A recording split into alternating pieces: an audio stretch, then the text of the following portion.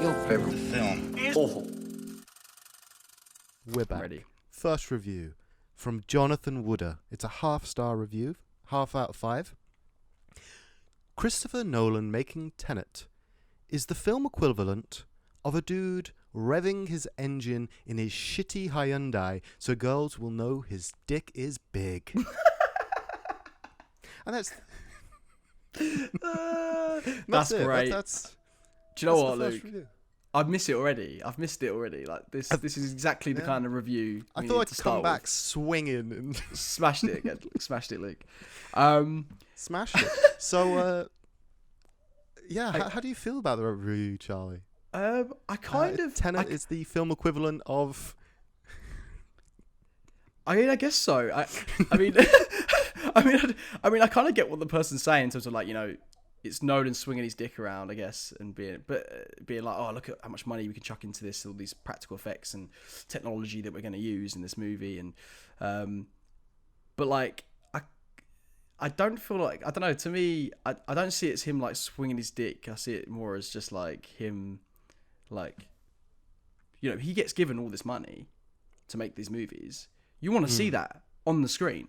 And it does annoy me when you find out about these like blockbusters or whatever, these movies, they get put like, so much money put into them, and yet you don't really see it on the screen. Do you know what I mean? Like you do, obviously, because there's obviously something they're paying for, but they've not shot it with the right angles, or you know what I mean? They're not giving you the best of the. Whereas you know, with Nolan, you're going to get that 100%, and that is exactly what you get in this movie. In particular, with the which still blows my mind. I mean, I see it in like. I see it in the cinema when they were open and everything wasn't blowing up. Well, it was, but we went for a bit. We had a little bit of time to go to cinema, and I see it there. Back in the day. I see it there. I think I see it like 4 times, and every time I forgot the name of the plane. The scene with the plane. Yeah. Like the heist with the plane, where they crash that giant bloody plane. Like the way that's shot. I mean, the fact they did it is crazy itself. But also, like, to me, that's like pure, like, that's films, that's cinema, that's what it is. Like, the spectacle of it. Like, one of my favorite movies of all time, Apocalypse Now, has the same sort of thing where it's like everything is there, everything you're seeing is happening, and you believe it's happening. It's like, I think sometimes we've got a bit sort of too used to CGI and stuff, where we've kind of forgotten about the magic of. Do you know what I mean? Certain set pieces that you can do in camera. Do you know what I mean? I feel like things like Mission Impossible Fallout and things like that are trying to bring that back. And Nolan's always been obviously a big advocate of doing everything in camera. I mean, so I for one was like a massive fan of it. I want to see, you know, I like seeing an original blockbuster movie come out with this kind of budget because you don't get them anymore, regardless of what you think of the movie. I feel like you have to appreciate the fact that, you know, this is a film that actually got made in today's current climate of, you know, blockbusters and, you know, franchises. Well, yesterday's climate of blockbusters and franchises. Yeah, it's true. I think in 2021 we're just going to be grasping at everything and anything we get in the cinema, 100%. If cinemas are able to open. Yeah, that is true. Because that's also the big one, isn't it? Yeah, it's a real sad time. I can kind of see what Jonathan's saying though. Like his analogy isn't awful because a shitty Hyundai. So it's a car with which isn't it's a car of racing. It's the poor man's racing car, isn't it? It's not like it's always a teenager's first car, and they've put a big old exhaust pipe on it so everyone can hear them coming. And in some ways I can understand what he's saying from like that negative perspective, because it is, well, for starters, it's very noisy. It's a very noisy film.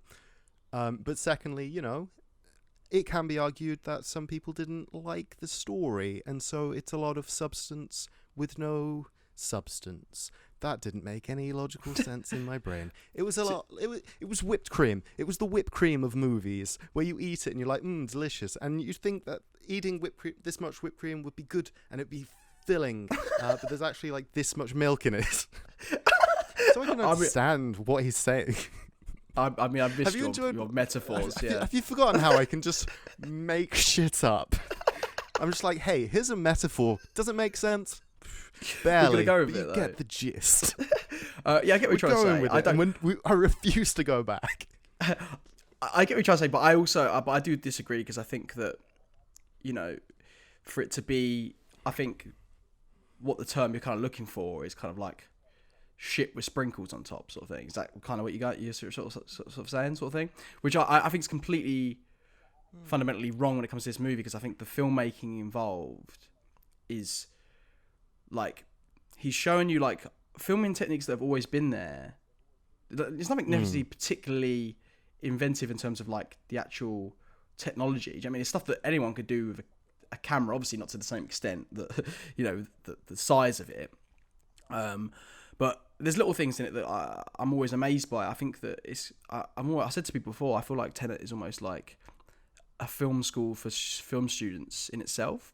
And what I mean by that is, like, for example, at the end of the movie where the protagonist is in the back of the car, and the Asian lady, I forgot the character's name, she's at the front, and he shoots her, but you never see a gun. You never see a gun in any of the shots. Like, it's all told through the cuts, the sound effects, through the filmmaking. And a lot of the time, there's a few cases where he does that in the film, where it's like, he's just using the tools of filmmaking that have always been there. Yeah, you get these big set pieces where things are going backwards and forwards at the same time. But, that's all in camera, really. It's not... Do you know what I mean? It's not nothing that can't be done. And I think that's the magic of it to me. Like, that's the awe of it. Like, where I'm just like, this is... Like it's all there, it's all happening. There's obviously some touch-ups with CGI or whatever now and then. I know he said there's less than there was in Dunkirk and most rom-coms, which I think is interesting. And but yeah, no, I just found that to be... I think that's what I truly appreciate about it. And I think people, they didn't like the plot too much, I guess. I think it's because it's quite it's a very in-depth plot, and what I particularly like about it is that, the action and the character is all the plot and the character is all told through the action. There's not enough time to sit and have a chat about someone's backstory. It's everything they're doing is informing you the type of person they are. And I can get, if you're someone that's like really character driven movies, that this might not particularly be for you. I'm someone that loves character driven movies, and I still feel like there's enough character for me in this movie. I mean, it's not really about that, but I particularly really enjoyed just the filmmaking involved. I was just engaged from start to finish. I see it more of like kind of how the theme of the movie is kind of like, not theme, but one of the quotes in the movie is like, don't think about it, just feel it. It's something like that, isn't it? Do you know what I'm talking about? Where it's kind of how I feel watching the movie. It's like the scientist lazy. Yeah, it's kind of like, this is an experience. Just let it take. Like, Nolan is a great filmmaker. Like, he will allow him your attention, allow him to let you go. Like, could you know what I mean? You're in safe hands, sort of thing. That's how I kind of feel with Christopher Nolan from the opening, from the opening, which I think is a fantastic set piece. Like, what do you think? Oh yeah, it's a great cold open.